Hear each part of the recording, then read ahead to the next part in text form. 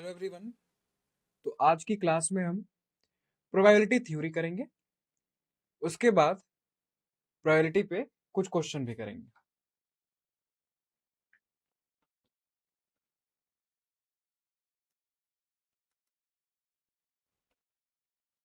तो सबसे पहले इस चैप्टर का ट्रेंड एनालिसिस देख लेते हैं जेईई मेंस एग्जामिनेशन के लिए। तो इस चैप्टर प्रोबेबिलिटी का चैप्टर वेटेज कितना है? 3.82%। ओके, अगर हम ईयर वाइज एनालिसिस करें तो 2024 में इस चैप्टर से एक क्वेश्चन आया था। किस पे बेस्ड? कंडीशनल प्रोबेबिलिटी पे। 2023 में बेस थ्योरम पे एक क्वेश्चन आया था। 2022 में अगेन बेस थ्योरम पे क्वेश्चन आया था। 2021 में कंडीशनल प्रोबेबिलिटी पे एक क्वेश्चन था और 2020 में एक्सपेक्टेशन पे एक क्वेश्चन आया था। तो ओवरऑल ये चैप्टर बहुत इंटरेस्टिंग है और चैप्टर वेटेज भी ठीक है इसका 3.82%। तो देखते हैं पहले इसका थ्योरी पोर्शन हम कवर करेंगे। इंपॉर्टेंट जो फॉर्मूलाज हैं वो कलेक्ट करेंगे, इंपॉर्टेंट टर्म्स को समझेंगे प्रोबेबिलिटी का। उसके बाद हम कुछ क्वेश्चन को प्रैक्टिस करेंगे।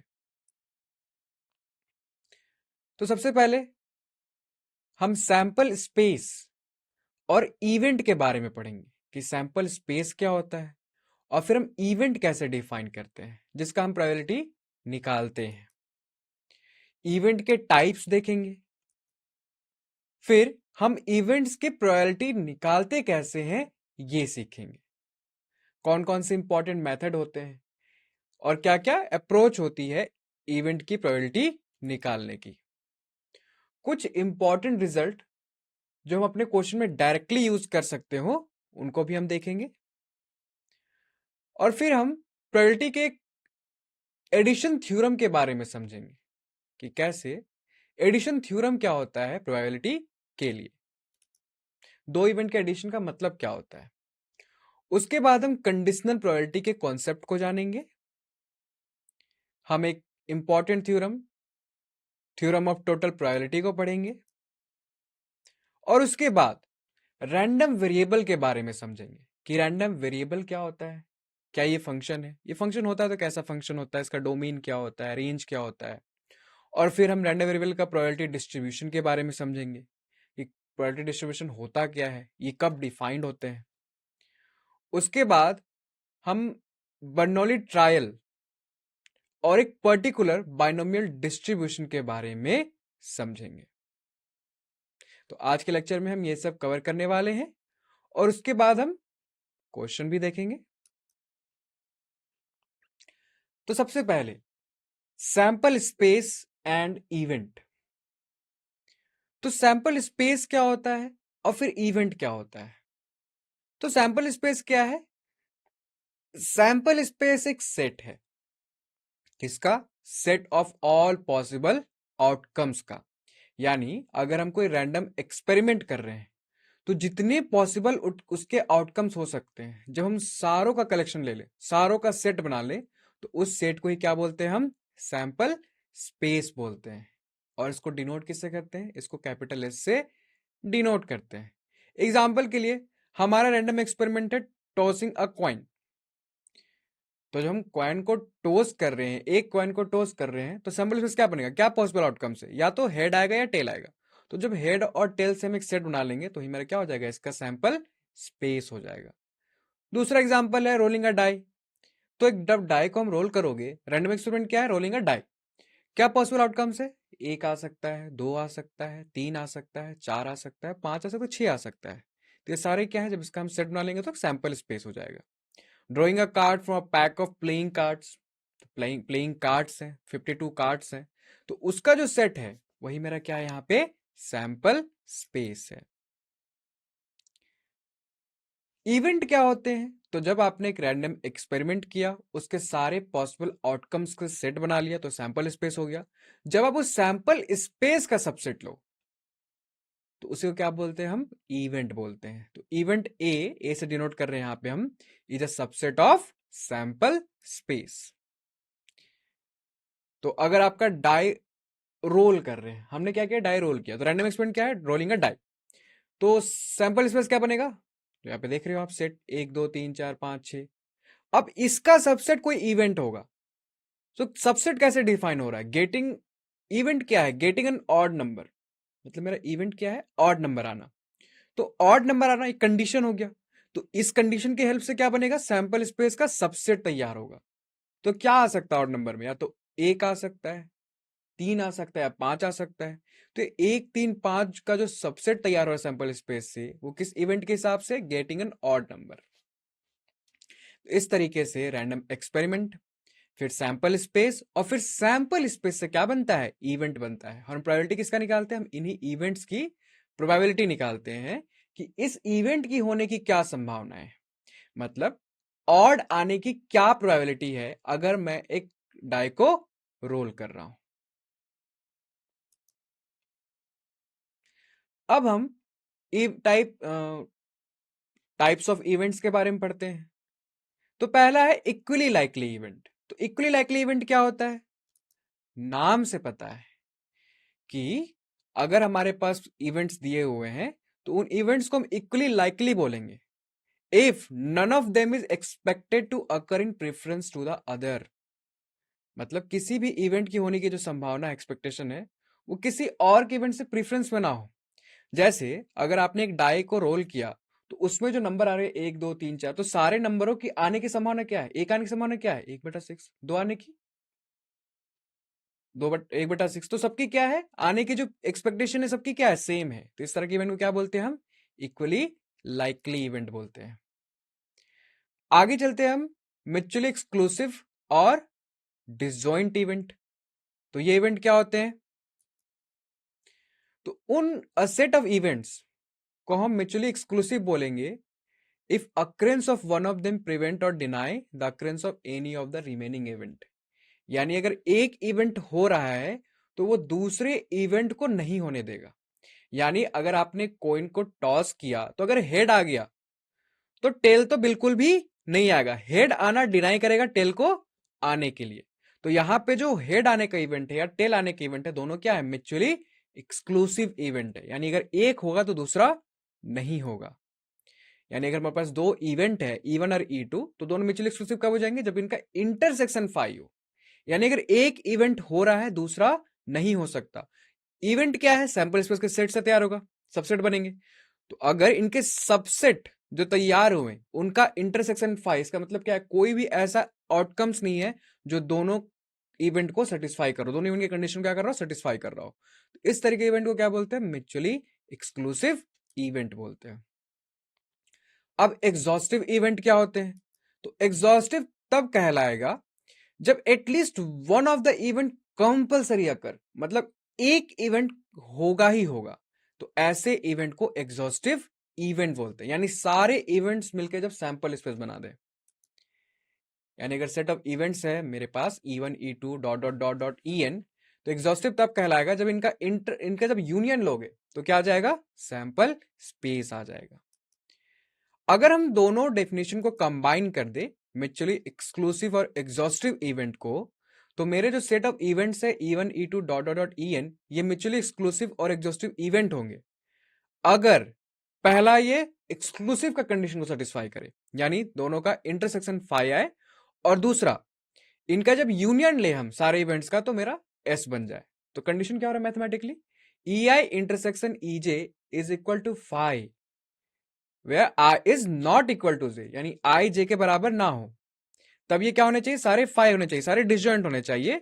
और जब हम सारे इवेंट्स का यूनियन ले तो क्या बन जाए, सैंपल स्पेस बन जाए। क्लियर। अगला टाइप है कॉम्प्लीमेंट्री इवेंट। तो कॉम्प्लीमेंट्री इवेंट क्या होते हैं, जब दो इवेंट ऐसे होते हैं कि उनका यूनियन पूरा सैंपल स्पेस देता है और दोनों का इंटरसेक्शन एम्प्टी सेट होता है, तो उन्हें हम क्या बोलते हैं, कॉम्प्लीमेंट्री इवेंट कहते हैं। जैसे सैंपल स्पेस के टर्म में समझो, अगर हमने कोई रैंडम एक्सपेरिमेंट किया और एस मेरा सैंपल स्पेस है और ई मेरा इवेंट है, तो ई का कॉम्प्लीमेंट क्या हो जाएगा, ई अगर मेरा एस का सबसेट है तो ई का कॉम्प्लीमेंट एस माइनस ई। यहां पे जो ई सी है उसको हम क्या बोलेंगे, ई का कॉम्प्लीमेंट बोलेंगे। अब देखते हैं हम probability of an event.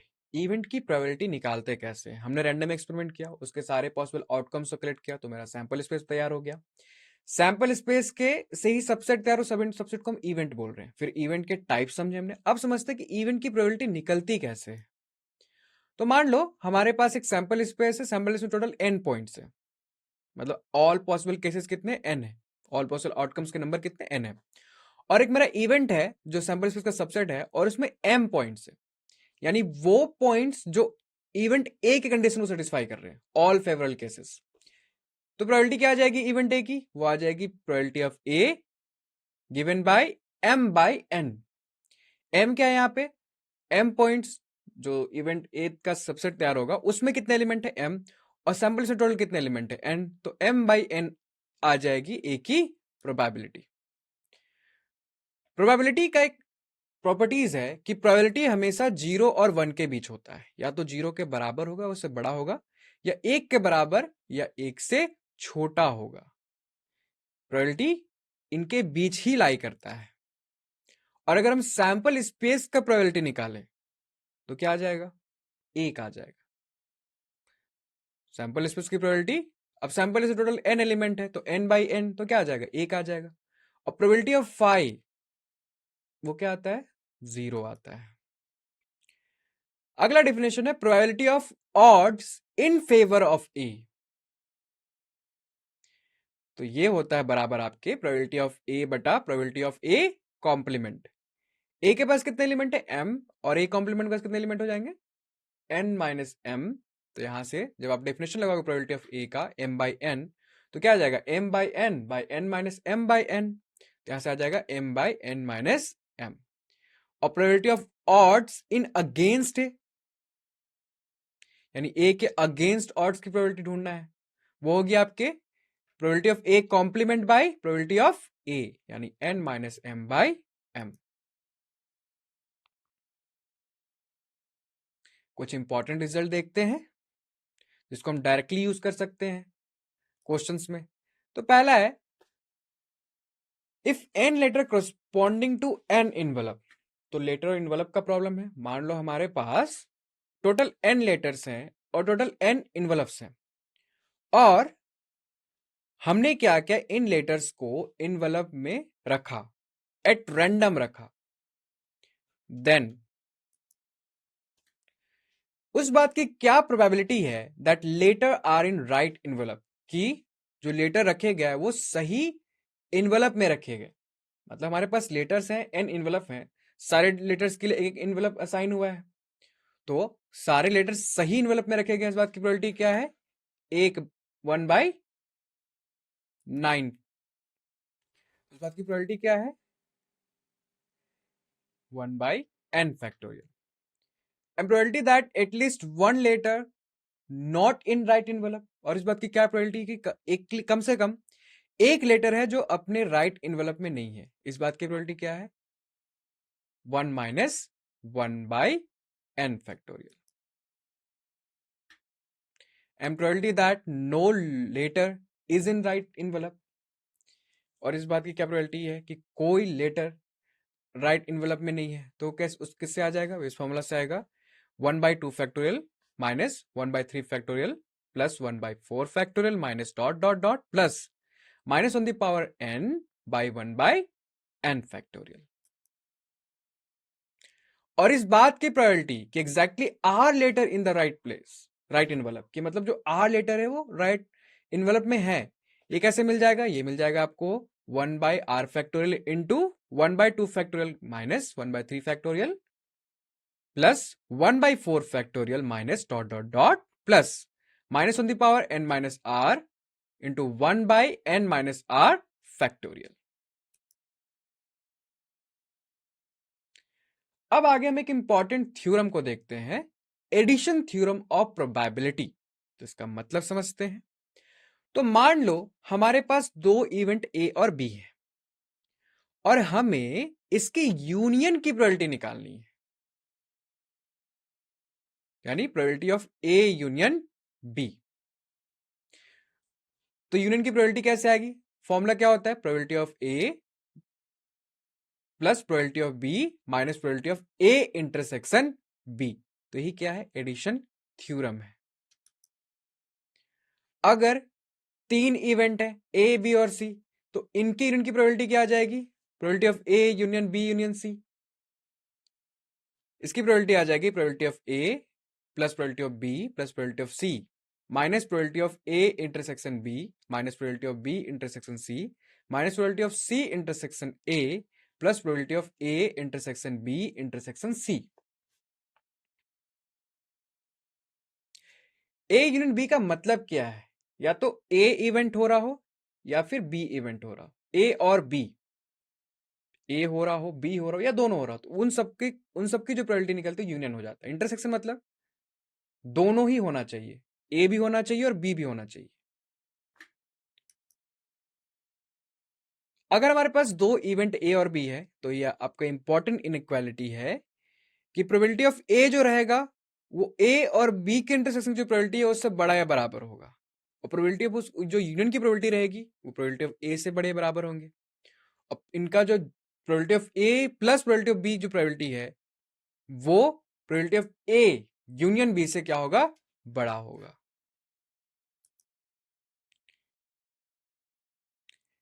Next important inequality, Boole's inequality, ये क्या बोलता है कि probability of A intersection B ये हमेशा बड़ा या बराबर होगा, greater than equal to probability of A plus probability of B minus 1। और दूसरा, probability of A intersection B intersection C always greater than equal to probability of A plus probability of B plus probability of C minus 2। तो ये important inequality है, इनकी directly use करते हैं हम किसमें? क्वेश्चंस में यूज करते हैं। एक इंपॉर्टेंट नोट देखो,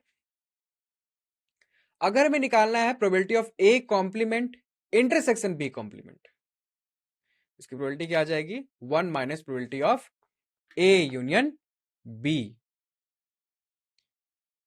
मतलब इस बात की क्या प्रोबेबिलिटी है? ना तो ए हो और ना ही बी हो, क्या आ जाएगा आपका? 1 minus probability of A union B. और यूनियन निकालना हो तो probability of A complement union B complement, तो ये आ जाएगा 1 minus probability of A intersection B. और प्रोबेबिलिटी ऑफ ए कैसे निकाल सकते हैं हम? Probability of A intersection B plus probability of A intersection B complement. और probability of B intersection A plus probability of B intersection A complement. अगला है probability exactly one of E1 और E2 अकर, यानी इस बात की प्रोबेबिलिटी निकालो कि वन ऑफ या तो E1 हो या फिर E2 अकर हो।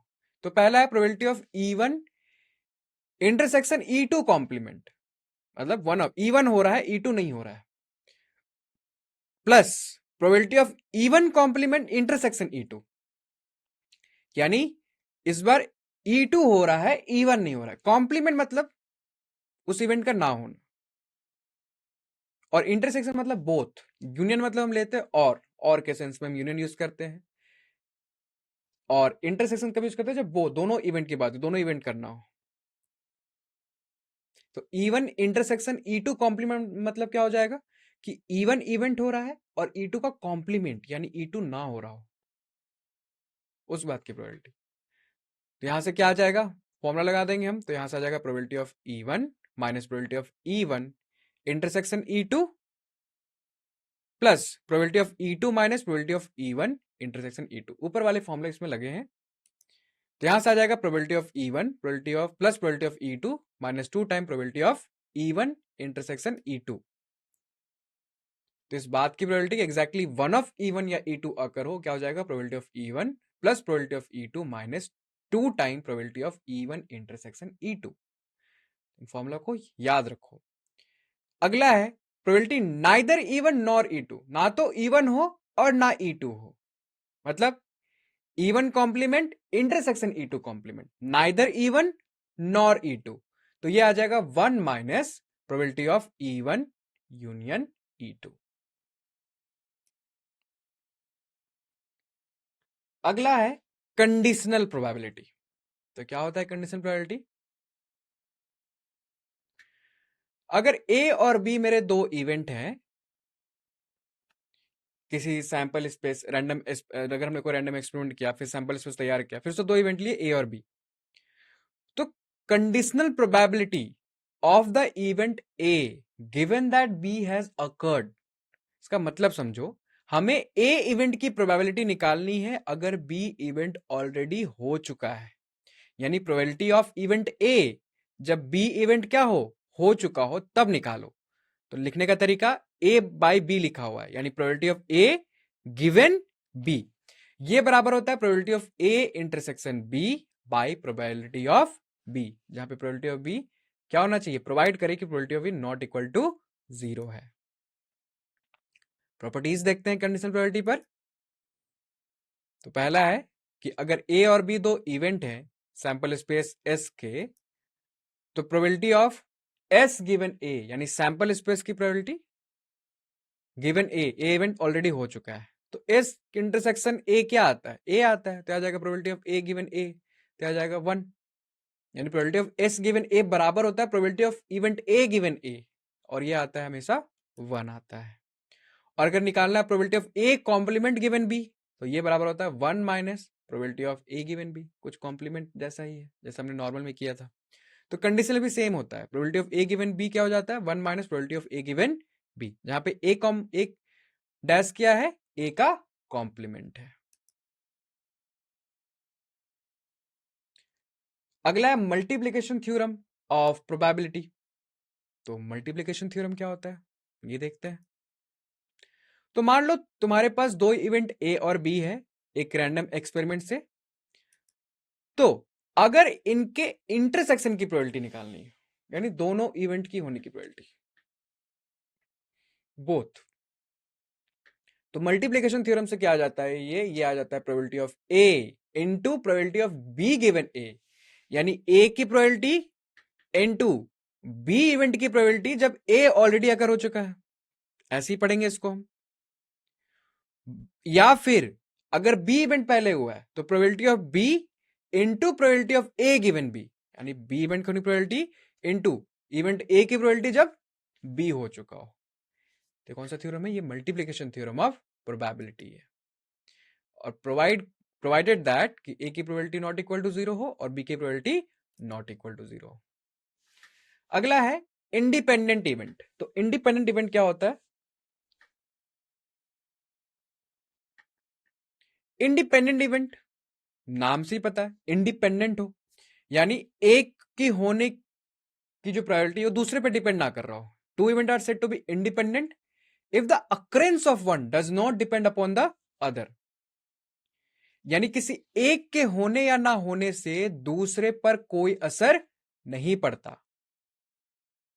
मतलब एक इवेंट अगर हो रहा हो तो दूसरे इवेंट पर कोई फर्क नहीं पड़ता, इसलिए हम क्या कहते हैं कि दो इवेंट आपस में क्या है, इंडिपेंडेंट है। तो अगर हमारे पास n इवेंट्स हैं E1 E2 comma dot dot dot En, तो अगर ये मेरे इंडिपेंडेंट इवेंट्स है, यानी एक का होने की अकरेंस जो किसी और पे डिपेंड नहीं कर रही है, तो जब इसका आप इंटरसेक्शन की प्रोबेबिलिटी निकालोगे तो क्या आ जाएगा, probability of E1 into probability of E2 dot dot dot probability of En, मतलब अलग अलग क्या कर दो, सबको मल्टीप्लाई कर दो तो आपको उनके इंटरसेक्शन के मतलब सारे इवेंट की होने की प्रोबेबिलिटी मिल जाएगी। और ये बहुत इंपॉर्टेंट प्रॉपर्टी है कि अगर दो इवेंट इंडिपेंडेंट है, ई और एफ आपस में क्या है, इंडिपेंडेंट है, तो बाकी जो पेयर बन रहे ई और एफ से, यानी ई और एफ के कॉम्प्लीमेंट का या फिर ई कॉम्प्लीमेंट और एफ का, या फिर E complement and F complement का, सारे भी क्या हो जाते हैं, इंडिपेंडेंट हो जाते हैं। यानी अगर आपको ई और एफ पता है और दोनों इंडिपेंडेंट है, तो उनकी इंटरसेक्शन प्रोबेबिलिटी क्या आ जाएगी, probability of E1 into probability of E2। अगर दो इवेंट है, अगर E1 E2 इंडिपेंडेंट है तो बाकी भी E1 और उसका E2 का कॉम्प्लीमेंट भी इंडिपेंडेंट होगा, तो उसकी प्रोबेबिलिटी उसके मल्टीप्लिकेशन से निकाल लो। E1 कॉम्प्लीमेंट और E2 भी इंडिपेंडेंट होगा, और दोनों का कॉम्प्लीमेंट भी आपस में क्या होंगे, इंडिपेंडेंट होंगे। अगला है थ्योरम ऑफ टोटल प्रोबेबिलिटी। समझते हैं इसको। तो जब आपके पास एक इवेंट ए है और A can occur with one of the A क्या हो सकता है, किसी एक के साथ हो सकता है, एन म्यूचुअली एक्सक्लूसिव और एग्जॉस्टिव इवेंट में। अब यहां पे ध्यान दो, क्या टर्म आ रहा है, mutually exclusive and exhaustive event. यानी यहाँ पे जो B1 B2 dot dot BN दिए हुए हैं, पहला बात तो BI इंटरसेक्शन BG क्या है, फाई है, आई नॉट इक्वल टू जे के लिए सारे डिसजॉइंट है। और दूसरा, जब इनका हम यूनियन लेंगे तो पूरा का पूरा सैंपल स्पेस मिल जाएगा। तो क्या दिया हुआ है, if event A can occur with one of the n, किसी एक के साथ हो सकता है। और हमें साथ में क्या दिया हुआ है, हमें यह भी दिया हुआ है कि ए की होने की प्रोबेबिलिटी अगर B1 हो चुका हो, probability of A given B2 dot dot dot dot probability of A given BN।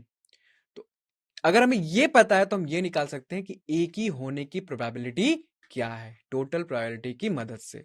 और वो क्या हो जाएगा, summation i is equal to 1 टू n प्रोबेबिलिटी ऑफ BI, यानी BI की होने की probability into probability of A given BI, BI की होने की प्रोबेबिलिटी इनटू ए की प्रोबेबिलिटी जब BI हो चुका हो। तो जब सबके ले लेंगे हम B1 B2 B3 सबके लिए कर लेंगे, सबका समीशन ले लेंगे, तो हमें क्या मिल जाएगा, हमें ए की प्रोबेबिलिटी मिल जाएगी।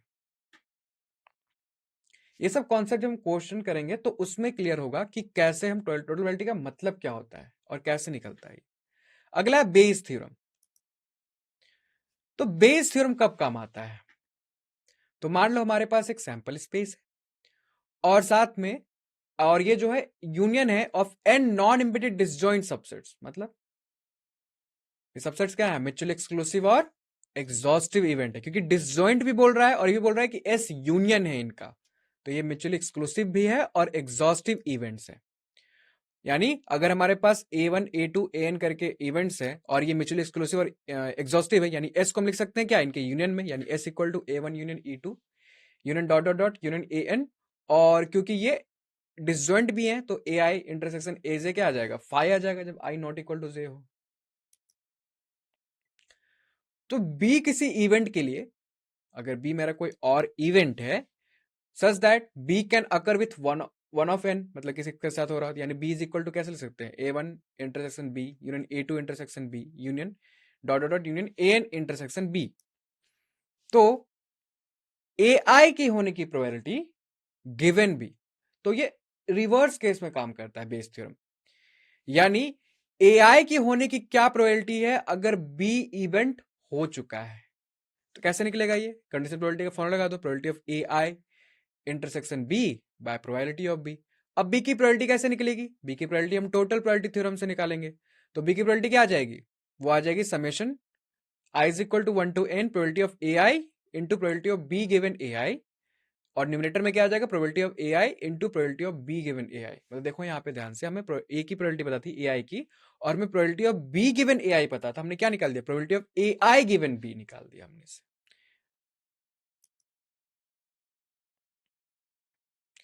अगला टॉपिक है रैंडम वेरिएबल पर। तो रैंडम वेरिएबल होता क्या है पहले ये समझते हैं, उसके बाद प्रोबेबिलिटी डिस्ट्रीब्यूशन समझेंगे। तो रैंडम वेरिएबल क्या है, एक रियल वैल्यूड फंक्शन है। रैंडम वेरिएबल एक फंक्शन है, और कैसा फंक्शन है, रियल वैल्यूड, मतलब इसका जो वैल्यू आएगा, जो इमेज सेट आएगी उसमें रियल नंबर होंगे। इसका डोमेन क्या है, इसका डोमेन है सैंपल स्पेस।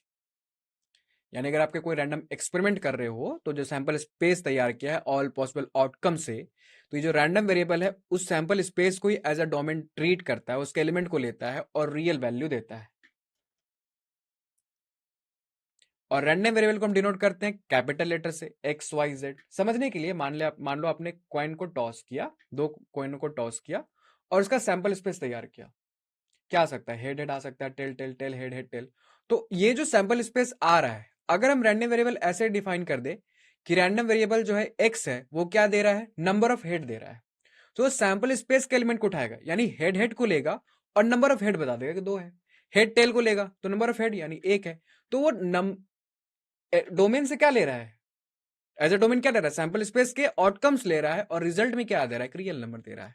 तो रैंडम वेरिएबल क्या होते हैं, रियल वैल्यूड फंक्शन होते हैं।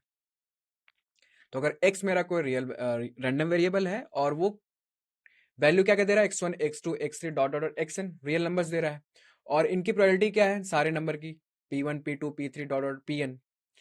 तो x मेरा रैंडम वेरिएबल, उसके जो वैल्यूज आ रहे हैं x1 x2 x3 dot dot xn, और ये नंबर आने की प्रोबेबिलिटी क्या है, probability of x is equal to x1, वो दिए हुए p1 p2 p3 dot pn। तो ये जो है इसी को हम क्या बोलते हैं, प्रोबेबिलिटी डिस्ट्रीब्यूशन बोलते हैं। किसका? रैंडम वेरिएबल x का। डिफाइंड कब होता है रैंडम प्रोबेबिलिटी डिस्ट्रीब्यूशन किसी रैंडम वेरिएबल के लिए? तो अगर आपके पास कोई रैंडम वेरिएबल है और वो डिफरेंट वैल्यूज ले रहा है x1 x2 x3 dot xn, और इनकी प्रोबेबिलिटी क्या है इन वैल्यूज की p1 p2 p3 dot pn, तो ये रैंडम प्रोबेबिलिटी डिस्ट्रीब्यूशन डिफाइन होगा अगर सारे pi जो हैं वो ग्रेटर देन 0 हो और इनका जो सम हो सारे pi's का वो 1 के बराबर हो, तब मेरा रैंडम जो प्रोबेबिलिटी डिस्ट्रीब्यूशन है वो डिफाइन होता है किसी रैंडम वेरिएबल के लिए। मीन क्या है? तो अगर x मेरा कोई रैंडम वेरिएबल है और वो जो वैल्यूज ले रहा है वो क्या ले रहा है, x1 x2 3 डॉट xn, और इनकी प्रोबेबिलिटी क्या है x1 x2 x3 या xn आने की, ये है p1 p2 p3 dot pn। तो मेरा मीन कैसे डिफाइन होता है? मीन x बार, और ये डिफाइन होता है x bar is equal to जब प्रोबेबिलिटी को और उसके रिस्पेक्टिव रैंडम वेरिएबल जो वैल्यू है उसको मल्टीप्लाई कर दो और सबका सम ले लो। तो p1 x1 plus p2 x2 plus dot dot plus pi xi, यानी मीन बराबर है summation i is equal to 1 टू n pi xi। ये जो मीन हमने निकाला है इसी को हम क्या बोलते हैं? रैंडम वेरिएबल का जो मीन निकाला हमने इसी को एक्सपेक्टेशन बोलते हैं, और ये डिनोट होता है कैपिटल E ऑफ x से, जहां पे E मेरा एक्सपेक्टेशन है रैंडम वेरिएबल x का। वेरिएंस, तो वेरिएंस भी डिफाइन कर सकते हैं।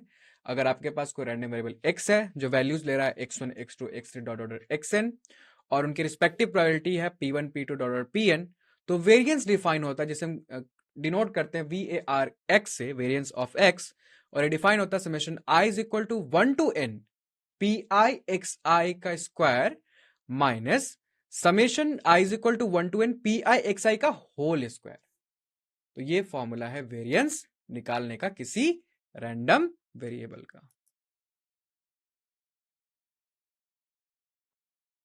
आगे बर्नौली ट्रायल, तो बर्नौली ट्रायल क्या होता है? तो किसी रैंडम वेरिएबल के ट्रायल्स को हम बर्नौली ट्रायल्स बोलेंगे अगर वो कुछ फॉलोइंग कंडीशन को सेटिस्फाई कर रहा हो। पहला, फाइनाइट नंबर ऑफ ट्रायल्स हो, जैसे आप कॉइन को ही टॉस कर रहे हो तो वो फाइनाइट नंबर ऑफ ट्रायल्स हो, फाइनाइट नंबर ऑफ टाइम कर रहे हो। ट्रायल शुड बी इंडिपेंडेंट, यानी एक कॉइन जो टॉस हो रहा है वो दूसरे कॉइन जो टॉस कर रहे हो उससे इंडिपेंडेंट हो, और एग्जैक्टली टू आउटकम्स हो, या तो सक्सेस या फेलियर। तो अगर आप हेड आने को सक्सेस ले लो और टेल आने को फेलियर ले लो, और जो प्रोबेबिलिटी हो सक्सेस और फेलियर का वो रिमेन सेम, मतलब सेम ही है, तो हमेशा 1/2 ही रहेगा। ऐसे ट्रायल्स को क्या बोलते हैं? बर्नौली ट्रायल्स बोलते हैं। और बर्नौली ट्रायल से ही डिफाइन होता है आपका कौन? बाइनोमियल डिस्ट्रीब्यूशन डिफाइन होता है। तो binomial distribution, probability of r success in n independent Bernoulli trials, यानी अगर एन इंडिपेंडेंट आपने बर्नौली ट्रायल्स किया, एन बार कॉइन को टॉस किया, तो आर हेड आने की क्या प्रोबेबिलिटी है, यानी x is equal to r आई की क्या प्रोबेबिलिटी है? तो ये मिलता है आपको NCR p the power r q the power n minus r। यहां पे p क्या है? प्रोबेबिलिटी ऑफ सक्सेस, और q क्या है? Probability of failure, and p plus q is equal to 1। Binomial distribution एक रैंडम वेरिएबल का डिस्ट्रीब्यूशन है, तो इसका हम मीन निकाल सकते हैं उसी फॉर्मूला की, उसको जो हमने पढ़ा है अभी, तो वो आता है n इंटू पी, इसका वेरिएंस आता है n into P into Q. और इंपॉर्टेंट बात, mean is always greater than variance. जो मीन निकालते हो हमेशा वेरिएंस से क्या होता है? बड़ा होता है। अब हम क्वेश्चन प्रैक्टिस करते हैं।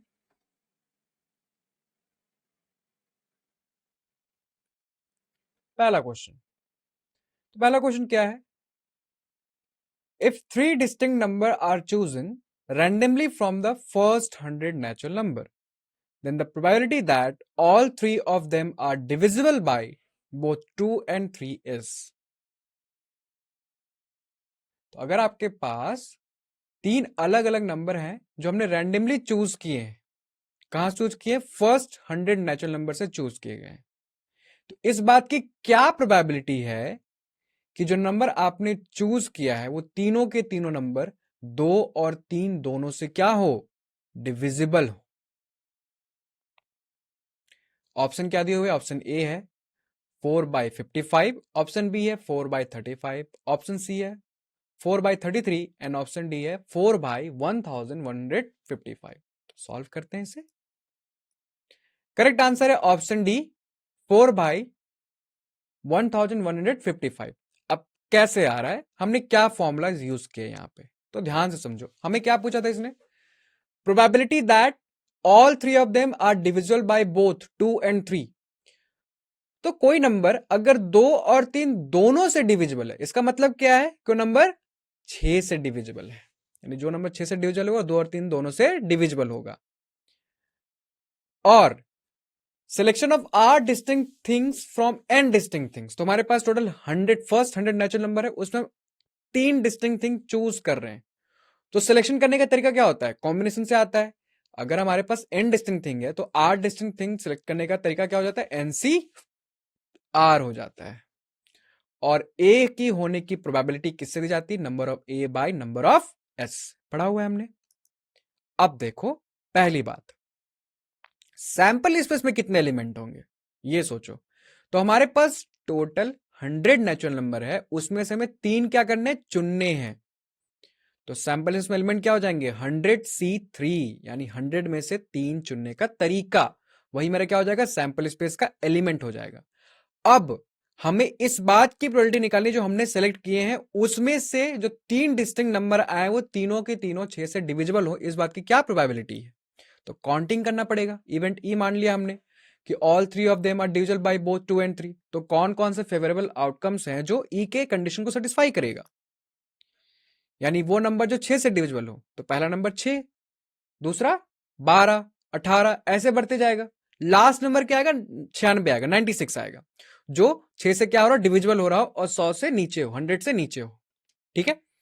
अब देखो हमें एक काउंट भी करना पड़ेगा, क्योंकि हमें चाहिए कि नंबर ऑफ एलिमेंट इन ई कितने हैं। कैसे काउंट कर सकते हैं, ध्यान से देखो, यहाँ पे जो नंबर्स हैं 6 है, फिर 12 है, देन 18 है। तो कैसे नंबर है ये, अगर फर्स्ट वाले को तुम ए मान लो, दूसरा नंबर कैसे मिलेगा, ए में 6 जोड़ने से, उसके बाद फिर से 6 जोड़ने में। तो इस तरह के सीक्वेंस को क्या बोलते हैं, जो इस तरह के प्रोग्रेशन क्या बोलता है, वो अर्थमेटिक प्रोग्रेशन है। अब जैसे ही पता चला ये एपी है, तो क्या हम ये काउंट कर सकते हैं, अगर हमें लास्ट टर्म पता है तो कितने टर्म से इसमें ये काउंट कर सकते हैं ना, एन निकाल सकते हैं हम लास्ट टर्म के फॉर्मूला से, तो निकाल लेंगे। तो यहां पे आ रहा है 16, यानी टोटल कितने, 16 टर्म्स है इसमें। अब इसमें से 3 सेलेक्ट करना है, तो क्या आ जाएगा, एन ई कितने आ जाएंगे, 16C3। अब मेरे पास ई के भी नंबर है, एस के भी नंबर है, तो प्रोबेबिलिटी क्या आ जाएगा, रिक्वायर्ड प्रोबेबिलिटी हो जाएगा 16C3 बाई 100C3। सॉल्व करो, कॉम्बिनेशन का फॉर्मूला लगाओ, तो आ जाएगा 4/1155। प्रोबेबिलिटी के क्वेश्चन पढ़ना भी इंपॉर्टेंट है, तो पहले क्वेश्चन को पढ़ो, ये देखो कि क्या रैंडम एक्सपेरिमेंट हो रहा है, और फिर जो रैंडम एक्सपेरिमेंट हो रहा है हमें क्या उसका हम सैंपल स्पेस तैयार कर सकते हैं। मान लो सैंपल स्पेस बहुत बड़ा है, तो क्या हमें पता कर सकते हैं कि सैंपल स्पेस में कितने एलिमेंट है, क्योंकि हमें इंपॉर्टेंट है एलिमेंट निकालना, उसी से प्रोबेबिलिटी निकलेगी। फिर ये देखो गिवन क्या हो गया, फिर देखो कि इवेंट क्या है, किस इवेंट की प्रोबेबिलिटी पूछ रही है, और उस इवेंट में कंडीशन क्या दिए हुए हैं, उसके बाद प्रोबेबिलिटी निकालो। तो यहां पे देखो क्या है, if the letters of the word mathematics are arranged arbitrarily, the probability that C comes before E, E before H, H before I and I before S is। अब यहां पे दो देखो, यहां पे अरेंजमेंट है, सिलेक्शन नहीं, सिलेक्शन में कॉम्बिनेशन, अरेंजमेंट में परमुटेशन यूज करते हैं हम। तो यहां पे हमारे पास मैथमेटिक्स का वर्ड है और इसी के लेटर्स को अरेंज करना है आर्बिट्रली। ओके, हमसे किस बात की प्रोबेबिलिटी पूछ रहा है, तो सबसे पहले ये निकालोगे ना कितने सैंपल स्पेस में एलिमेंट आ रहे हैं, मैथमेटिक्स के वर्ड को आर्बिट्रली अरेंज करने के कितने तरीके हैं, ये निकालेंगे। फिर पूछ रहा है इवेंट क्या है, किस इवेंट की प्रोबेबिलिटी क्या है, probability that C comes before E, यानी सी जो है वो ई से पहले आ रहा हो, ई before H, H before I and I before S, यानी इनका पोजीशन तो फिक्स हो गया, यानी वो इवेंट निकालो जिसमें ये पोजीशन फिक्स हो, यानी सी बिफोर ई आई, ई बिफोर एच आई, एच बिफोर आई आई और आई बिफोर एस आई। तो क्या आएगी probability, option A 1/75, option B 1/24, option C 1/120 and option D 1/720। Solve करते हैं। पहले कंडीशन, इवेंट की कंडीशन को समझो, लिख के देखो। C comes before E, C E, E before H, C E H, H before I, C E H I before S, तो सीई एच आई एस। ये लेटर्स जो एक साथ आने चाहिए जो हम इवेंट बना रहे हैं। फिर उसमें कितने एलिमेंट आ सकते हैं ये सोचो, सैंपल लिस्ट में कितने एलिमेंट होंगे वो सोचो, तो आराम से रिक्वायर्ड प्रोबेबिलिटी मिल जाएगी। करेक्ट आंसर इज सी, यानी 1/120। कैसे आ रहा है?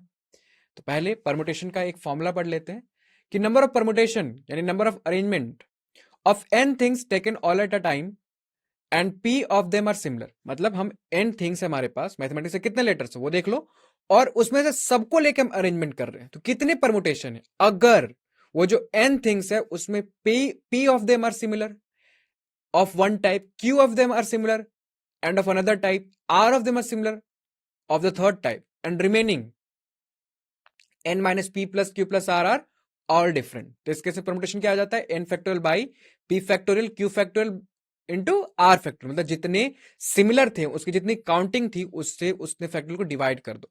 तो अगर मैथमेटिक्स वर्ड को देखो, अगर इसमें 11 लेटर्स हैं तो 11 फैक्टोरियल बाई कौन कौन से लेटर्स सिमिलर है? एम एम 2 बार आ रहा है तो 2 फैक्टोरियल से डिवाइड होगा, ए 2 बार आ रहा है 2 फैक्टोरियल से डिवाइड होगा, और फिर कौन से? टी आ रहा है 2 बार तो टी फैक्टोरियल से डिवाइड होगा। तो इस तरीके से नंबर ऑफ परमुटेशन निकलेगा, यानी सैंपल लिस्ट में कितने एलिमेंट है ये मिलेगा हमें। और प्रोबेबिलिटी निकालने का तरीका क्या है? Number of element in A by number of element in S. तो सॉल्व करो, तो टोटल नंबर ऑफ अरेंजमेंट क्या आ जाएगा? अगर मैथमेटिक्स वर्ड से आ जाएगा ln factorial by 2 factorial into 2 factorial into 2 factorial. इस फॉर्मूला का यूज किया हमने। सिमिलर कौन कौन से थे? m था, a था और t था। तो आ गया ये 11 फैक्टोरियल बाई 8। अब इवेंट देखो, इवेंट क्या है? इवेंट था कि number of element in which C E H I and S appear in that order, कि इसी ऑर्डर में आए उस अरेंजमेंट में। तो कितने अरेंजमेंट ऐसे हो सकते हैं? तो हो सकता है 11c5 into 6 factorial by 2 factorial into 2 factorial 2 factorial. हमने क्या किया? 5 पोजिशन ले लिया, अब उसमें पांचों में ये जाएंगे CEHIS, बाकी कितने एलिमेंट बचे? 6 बचे, तो 6 फैक्टोरियल बाई, अब इसमें से कोई रिपीटेशन वाला नहीं था तो MAT अभी भी है, तो 6 factorial by 2 factorial into 2 factorial into 2 factorial. इस तरीके से तो 11c5 इंटू दिस आ कैसे रहा है? तो 11 फैक्टोरियल बाई 8 हो गया number of total arrangement into 5 factorial. 5 factorial से डिवाइड कर रहे हैं। अगर समझना चाहो तो हमने जो CEHIS लिया उसको आइडेंटिकल मान लिया कि वो सिमिलर है। क्या मान लिया? उनको सिमिलर मान लिया। अब सिमिलर मान लिया, अगर उसको आइडेंटिकल मान रहे हो तो जैसे परमुटेशन में तुमने फॉर्मूला देखा भी, आइडेंटिकल मानने से क्या होता है? 5 फैक्टोरियल से डिवाइड करना होता है, बस हमने 5 फैक्टोरियल से क्या कर दिया? डिवाइड कर दिया है। तो 11c5 रिप्रेजेंट कर रहा है selection of 5 position out of 11 position. तो हमने 11 पोजीशन में से 5 पोजीशन सिलेक्ट किया और उस 5 के लिए ये फिक्स कर दिया CEHIS ही आएगा। अब उस 5 पोजीशन में यही आएंगे CEHIS। अब इसके भी अलग अलग तरीके से आ सकते हैं। अब इनमें से एक फिक्स चाहिए था हमें इसी ऑर्डर में CEHIS, तो डिवाइड करना पड़ेगा किससे? 5 फैक्टोरियल से। तो रिक्वायर्ड प्रोबेबिलिटी आ गई ln factorial by 8 into 5 factorial by sample list में कितने एलिमेंट है? ln फैक्टोरियल बाई 8, तो आ जाएगा सॉल्व करने पे 1/5 फैक्टोरियल, यानी 1/120। Next question, if A and B are two events, then the probability that exactly one of them occurs is given by। तो अगर A और B दो इवेंट है तो इस बात की क्या प्रोबेबिलिटी है that exactly one of them occur is given by, exactly एक हो, इस बात की क्या प्रोबेबिलिटी है? तो ऑप्शन ए है probability of A plus probability of B minus 2 into probability of A intersection B. Option B है probability of A intersection B complement minus probability of A complement intersection B. Option C है probability of A union B plus probability of A intersection B, और option D है probability of A complement plus probability of B complement plus 2 time probability of A complement intersection B complement. तो correct answer है option A, probability of A plus probability of B minus 2 time probability of A intersection B. तो formula कौन कौन सी use करेंगे? पहला, probability either only X और only Y occur. इस बात की प्रोबेबिलिटी क्या होती है? इस बात की probability of X intersection Y complement union Y intersection S complement. और अगर x और y डिसजॉइंट हो यानी इनका इंटरसेक्शन फाई हो तो यूनियन की प्रोबेबिलिटी क्या हो जाती है? Probability of x union y, probability of x plus probability of y। और x की प्रोबेबिलिटी ये बराबर होती है प्रोबेबिलिटी ऑफ, अगर दो इवेंट x और y तो इसकी x की होने की प्रोबेबिलिटी इक्वल होता है probability of x intersection y complement plus probability of x intersection y। तो हमारे पास यहाँ पे दो इवेंट दिए हुए a और b। तो वेन डायग्राम देखो, हमें इसमें से निकालना क्या था कि probability that exactly one of them occur, कि कम से कम एक हो, इस बात की क्या प्रोबेबिलिटी है। तो एग्जैक्टली वन ऑफ देम अकर यानी या तो ए हो या बी हो, ये मिलेगा आपको प्रोबेबिलिटी ऑफ। आप वेन डायग्राम से भी देख सकते हो, वेरीफाई कर सकते हो इसको, probability of A intersection B complement union B intersection A complement. तो वेन डायग्राम में इसको ड्रॉ करके देखो, आपको वही मिलेगा। कौन सा रीजन? कि एग्जैक्टली वन ऑफ इवेंट या तो एग्जैक्टली ए हो रहा होगा या एग्जैक्टली बी हो रहा होगा, दोनों नहीं हो रहा होगा। तो यहां से क्योंकि दोनों क्या है, वेन डायग्राम से आप जब ड्रॉ करोगे तो आपको देखिएगा दोनों डिसजॉइंट है, तो इनके जो प्रोबेबिलिटी आएगी दोनों का समेशन आएगा, तो probability of A intersection B complement plus probability of B intersection A complement. तो इसका फॉर्मूला क्या आ जाएगा, दोनों में फॉर्मूला लगा दो, तो probability of A plus probability of B minus 2 time probability of A intersection B. तो करेक्ट आंसर क्या है? ऑप्शन ए है। कौन सा फॉर्मूला लगा यहाँ पे? जो लास्ट फॉर्मूला हमने पढ़ा था, probability of X is equal to probability of X intersection Y complement. तो intersection X intersection Y complement एक साइड रखा, बाकी को उधर ले गया, तो क्या आ जाएगा? Probability of X minus probability of X intersection Y आ जाएगा। तो उसका यूज करके यहाँ पे आया है। अगला प्रश्न देखो, अगला क्वेश्चन है the probability that at least one of the event A and B occur is 3/5। यानी कम से कम एक इवेंट हो रहा है, इसकी प्रोबेबिलिटी 3/5 है। If A and B occur simultaneously with probability 1/5, then probability of A complement plus probability of B complement is equal to, option है 2/5, ऑप्शन बी है 4/5, ऑप्शन सी है 6/5 एंड ऑप्शन डी है 7/5। अब यहां पे ध्यान समझो, प्रोबेबिलिटी में ये इंपॉर्टेंट होता है कि जो वर्ड्स में लिखे हुए हैं उसको हम सेट में कैसे लिख सकते हैं, यानी सेट के ऑपरेशन का यूज करके कैसे लिख सकते हैं। मतलब इसका क्या मतलब है कि at least one of the event A and B अकर, अगर ये समझ में आ गया तो सेट में मिल जाएगा। साइमल्टेनियसली हो रहा हो तो उसका क्या मतलब है?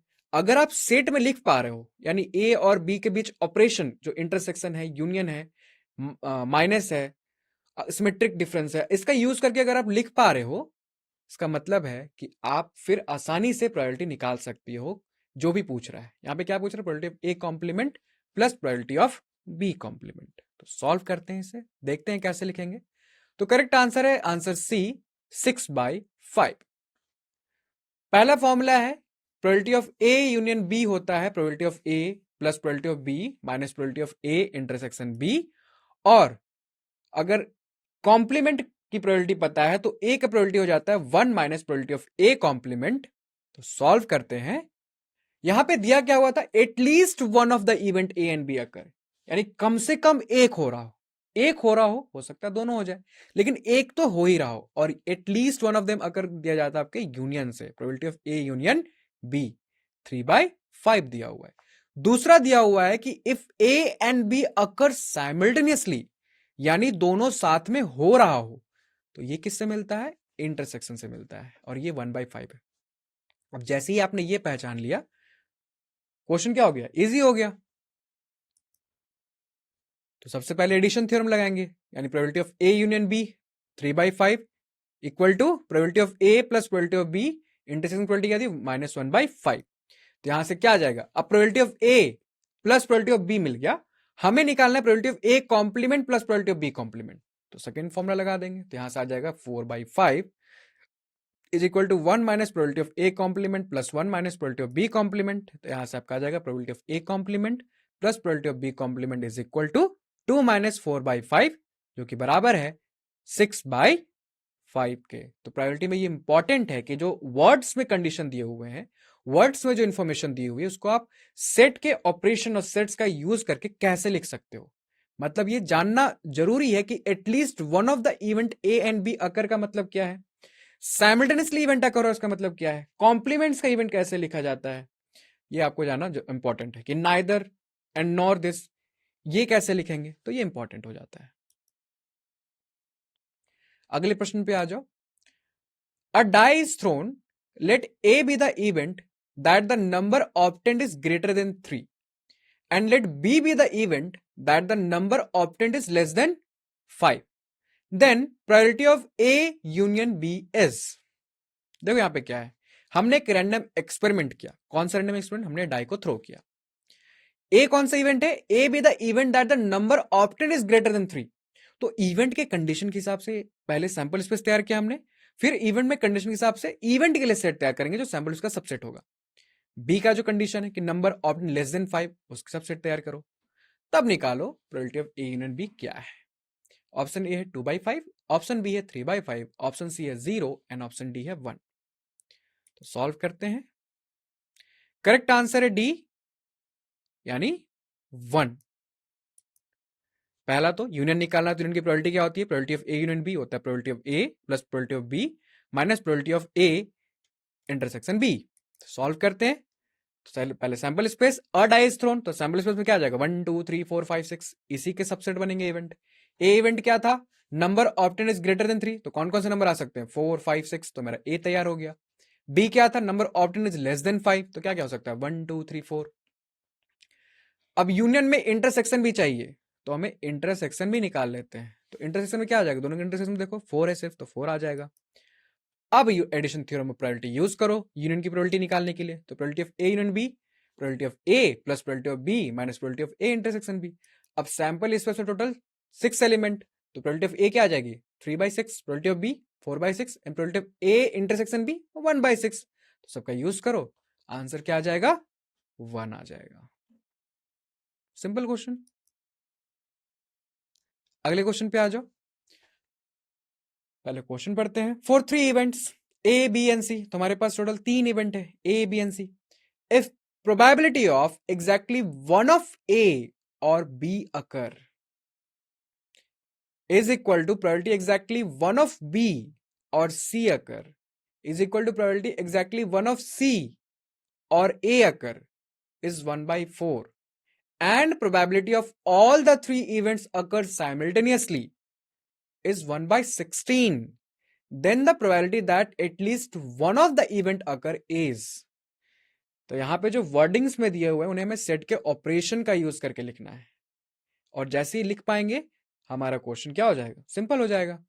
ऑप्शन दिए हुए हैं ए 7/32, ऑप्शन बी है 7/16, ऑप्शन सी है 7/64 और ऑप्शन डी है 3/16। तो सॉल्व करते हैं। Correct answer option B 7/16।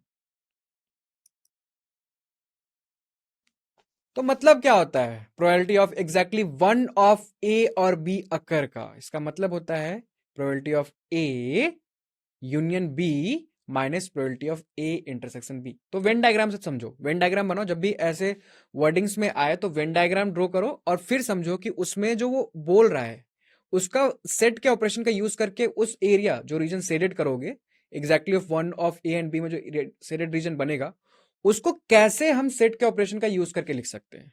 तो तुम ड्रॉ करोगे, सेडेड रीजन में क्या आएगा? यूनियन आएगा और उसमें इंटरसेक्शन हटा हुआ रहेगा, तो लिख कैसे सकते हैं? Probability of A union B minus probability of A intersection B. और यूनियन निकालने का फॉर्मूला क्या है? Probability of A union B, ये होता है probability of A plus probability of B minus probability of A intersection B. और probability of A union B union C ये बराबर होता है probability of A plus probability of B plus probability of C minus probability of A intersection B minus probability of C intersection B minus probability of A intersection C plus probability of A intersection B intersection C. तो इन formula का use करेंगे हम required probability निकालने के लिए। तो देखो क्वेश्चन में क्या दिया हुआ है? Exactly one of A and और बी अकर का मतलब होता है probability of A union B minus probability of A intersection B, और इसका फॉर्मूला क्या होता है, probability of A plus probability of B minus 2 into probability of A intersection B. ये हमने डिस्कस किया था थ्योरी में। तो क्वेश्चन के हिसाब से हमें दिया हुआ है ना एग्जैक्टली वन ऑफ ए और बी अकर, कितना दिया हुआ है 1/4, तो आ जाएगा 1/4, ये क्वेश्चन 1 हो गया। हमें एग्जैक्टली वन ऑफ बी और सी अकर भी दिया, वो भी 1/4 है। एग्जैक्टली सी और ए भी अकर दिया, वो भी 1/4, तो हमें 3 इक्वेशन मिल गए यहां से। तो अब क्या करेंगे, हम तीनों इक्वेशन को ऐड कर देंगे। तो ऐड करने पे क्या आ जाएगा, 2 times probability of A plus probability of B plus probability of C minus probability of A intersection B minus probability of B intersection C minus probability of C intersection A, और जोड़ने पे क्या आ गया 3/4। हमारे पास ये आ गया है। अब देखो यहां से 2 को दूसरी साइड ले जाओ तो क्या आ जाएगा 3/8 आ जाएगा। हमें निकालना क्या था, हमें निकालना था एटलीस्ट वन इवेंट अकर, यानी यूनियन निकालना है तीनों इवेंट का, उसकी प्रोबेबिलिटी निकालनी है, probability of A union B union C, और इसका फॉर्मूला हमने भी पढ़ा है। तो ऊपर वाले में देखो और नीचे फॉर्मूला में देखो किसकी कमी है, क्या है, probability of A plus probability of B plus probability of C minus probability of A intersection B minus probability of B intersection C minus probability of C intersection A plus probability of A intersection B intersection C. तो यहां पे क्या आ जाएगा 3/8 plus 1/16 is equal to 7/16। 3/8 आया हुआ है, उसमें बस जुड़ क्या रहा है, तीनों इवेंट के इंटरसेक्शन की प्रोबेबिलिटी, और वो दिया हुआ है कि probability all the 3 events occur simultaneously, इस बात की प्रोबेबिलिटी है 1/16। तो यहां से आ जाएगा 7/16। तो करेक्ट आंसर है ऑप्शन बी। तो आज हमने प्रोबेबिलिटी की थ्योरी पढ़ी, उसके जो फॉर्मूलाज हैं और डिफरेंट डिफरेंट जो थ्योरम्स है वो हमने समझा, उसके लिस्ट किए हमने सारे फॉर्मूलाज, और उसके बाद हमने कुछ क्वेश्चन प्रैक्टिस किए। Thank you.